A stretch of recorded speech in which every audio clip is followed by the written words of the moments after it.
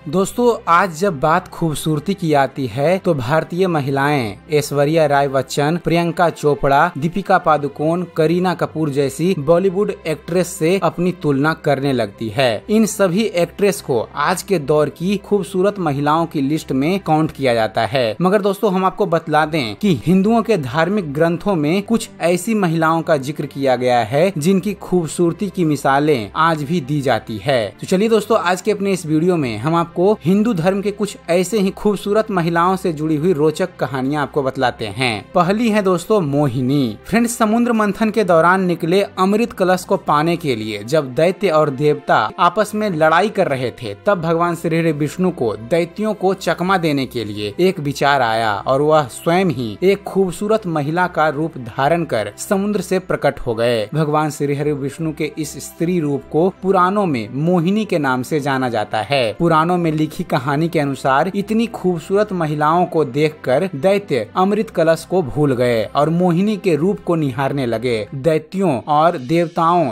दोनों को इस बात की भनक भी नहीं लगी कि मोहिनी के रूप के पीछे स्वयं भगवान श्री विष्णु उनके सामने मौजूद हैं। दैत्य और देवताओं दोनों ही मोहिनी की खूबसूरती पर मोहित थे, इसलिए दोनों में तय हुआ कि अमृत कलश से थोड़ा थोड़ा अमृत मोहिनी ही सबको पिलाएगी। मगर मोहिनी ने छल से जहां देवताओं को अमृत पिला दिया, वहीं दैत्यों को अमृत के बहाने पानी पिला दिया। कहा जाता है कि मोहिनी जैसा सुंदर स्वरूप आज तक किसी भी महिला का नहीं हो सका है। आज भी खूबसूरती की जब बात होती है तो मोहिनी की ही उपमा दी जाती है। दूसरी है दोस्तों देवी अहिल्या। फ्रेंड्स, हिंदू ग्रंथ रामायण की कहानी से देश का बच्चा बच्चा परिचित है, मगर बात जब पात्रों की आती है तो ज्यादातर लोगों को भगवान श्री राम, माता सीता, लक्ष्मण, वीर हनुमान और रावण की ही याद रह जाती है। मगर इस कहानी में अनेक पात्र हैं जिनके बारे में बहुत ही कम लोग जानते हैं। इनमें से ही एक है देवी अहिल्या। अपने नाम की ही तरह इस देवी की कहानी भी विचित्र है। कहानी के अनुसार भगवान श्री राम वनवास के दौरान एक पत्थर शिला से टकरा गए। उनके पैर जैसे ही उस शिला पर पड़ा, उस शिला से एक जीवित महिला बाहर निकल आई। इस महिला का नाम देवी अहिल्या था। महर्षि गौतम की पत्नी देवी अहिल्या देखने में अत्यंत खूबसूरत थी और पतिव्रता भी थी, मगर अहिल्या की खूबसूरती पर देवराज इंद्र की बुरी नजर पड़ गई और उन्हें पाने के लिए देवराज इंद्र ने चाल चली। महर्षि गौतम के वन में तपस्या करने के दौरान देवराज इंद्र ने उनका रूप धारण कर लिया और देवी अहिल्या के साथ ही वन में रहने लगे। मगर तपस्या से जब महर्षि गौतम वापस लौटे और देवी अहिल्या को देवराज इंद्र के साथ देखा तो उन्होंने देवी अहिल्या को श्राप दिया कि वो एक पत्थर शिला बन जाएंगी और जब भगवान श्री विष्णु का अवतार पृथ्वी पर श्री राम रूप में होगा, उनके पैर से देवी अहिल्या का उद्धार होगा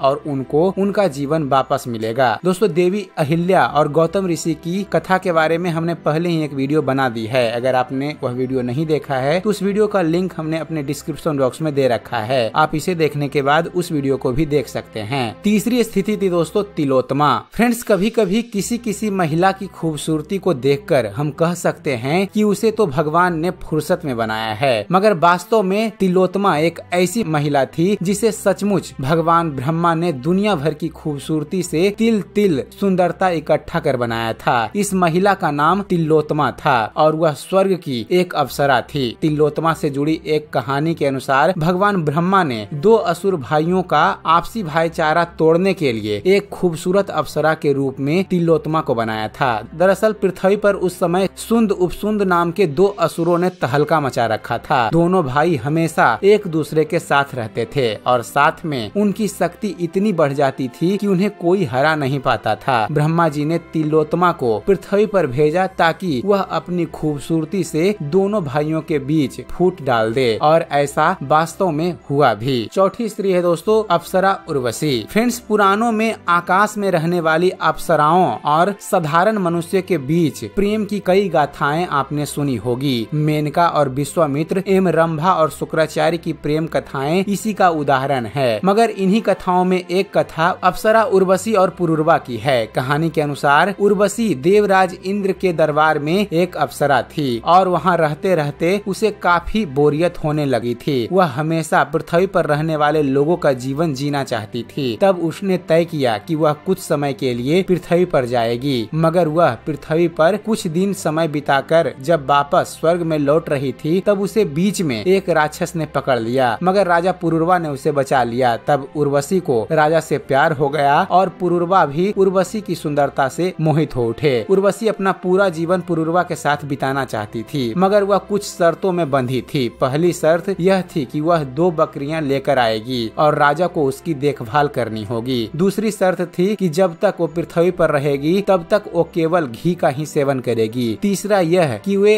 एक दूसरे को नग्न अवस्था में केवल यौन संबंध बनाते समय ही देखेंगे। मगर जब देवताओं को उर्वशी और पुरुरवा के प्यार के बारे में पता चला तो वह जलन से भर गए और इन शर्तों को तोड़ने के लिए चाल चलने लगे। एक रात को गंधर्वों ने उर्वशी की बकरियां चुरा ली। जब बकरियों ने मिमियाना शुरू किया तो उर्वशी को चिंता हुई और उसने पुरुरवा को उन्हें बचाने के लिए कहा। उस समय पुरुरवा ने कुछ भी नहीं पहना हुआ था, वह जल्दी ही निकल गए। तब तुरंत ही गंधर्वों ने उन पर प्रकाश डाला। इससे उन दोनों ने एक दूसरे को नग्न अवस्था में देख लिया और 2 शर्तों के टूटने पर उर्वशी को पुनः स्वर्ग में लौटना पड़ा। और 5वीं स्त्री है दमयंती। दोस्तों, पुराणों में सिमटी कई प्रेम कथाओं में एक कथा विदर्भ देश के राजा भीम की पुत्री दमयंती और निषद के राजा वीरसेन के पुत्र नल की भी है। जहाँ दमयंती दिखने में बेहद खूबसूरत थी, वहीं नल एक शक्तिशाली राजा था। दोनों ने ही एक दूसरे की इतनी तारीफें सुन रखी थी कि दोनों एक दूसरे को देखे बिना एक दूसरे से प्रेम करने लगे थे। जब दमयंती के स्वयंवर का आयोजन हुआ तो इंद्र, वरुण, अग्नि तथा यम भी उसे प्राप्त करने के लिए वहाँ वेश बदल कर पहुँचे और चारों ने नल का रूप धारण कर लिया। 5 नल के समान चेहरे वाले पुरुषों को देखकर दमयंती डर गई, मगर उसके प्रेम में इतनी शक्ति थी कि असली नल को वह पहचान गई और दोनों की शादी हो गई। मगर शादी के बाद दोनों ज्यादा वक्त एक दूसरे के साथ न रह सके। नल अपने भाइयों से जुए में सब कुछ हार गया और वन में चला गया। दमयंती भी वापिस अपने पिता के घर लौट गई। वन में नल को एक सांप ने काट लिया, जिससे उसका पूरा शरीर काला पड़ गया। उसे देखकर पहचान पाना भी मुश्किल था, मगर नल की तलाश में दर दर भटकती दमयंती के सामने जब नल इस रूप में भी आया तब भी वह उसे पहचान गई। दोस्तों, आने वाले समय में हम आपको दमयंती और राजा नल की पूरी कथा बताएंगे। तो उम्मीद करते हैं फ्रेंड्स आप सभी को हमारा यह वीडियो पसंद आया होगा। अगर वीडियो पसंद आया हो तो वीडियो को लाइक और शेयर करना ना भूलिएगा। और दोस्तों, ऐसे ही धर्म और इतिहास से जुड़े हुए ज्ञानवर्धक वीडियो देखते रहने के लिए आप हमारे इस चैनल ज्ञान मंथन को सब्सक्राइब करना ना भूलिएगा। आप हमारे इस चैनल को सब्सक्राइब कीजिए और हम आपके लिए ऐसे ही इंटरेस्टिंग वीडियोज लेकर आते रहेंगे। तो फिर जुड़े रहिए आप हमारे इस चैनल के साथ और देखते रहिए, जानते रहिए। धन्यवाद। जय हिंद।